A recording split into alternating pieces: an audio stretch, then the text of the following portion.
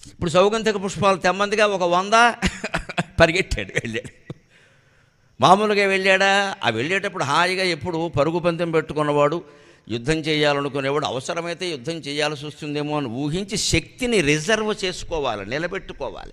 శక్తిని ముందే ఖర్చు పెట్టేయకూడదు.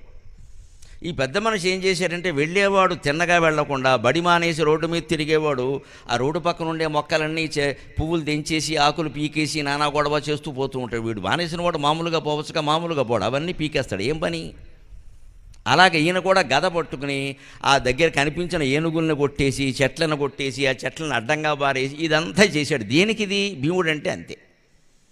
ఈయన చేయగలడు కాబట్టి చేయడమేనా? ఆలోచించుకోవాలి కదా.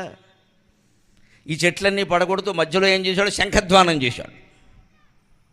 ఆ శంఖధ్వానం గంధమాదన పర్వత ప్రాంతాల్లో తపస్సు చేసుకుంటూ ఉన్న హనుమంతుడికి వినపడింది.